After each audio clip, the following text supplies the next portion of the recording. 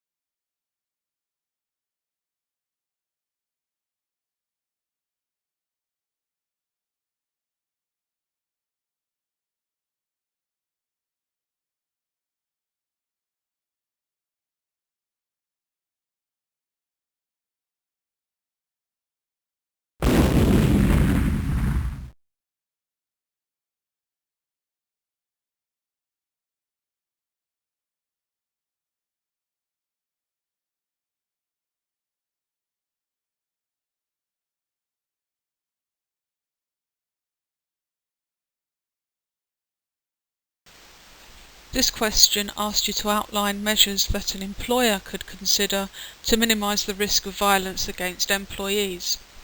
Your answers should have been structured around collective measures, individual measures, and measures that the organisation can take to reduce the risk of violence against employees.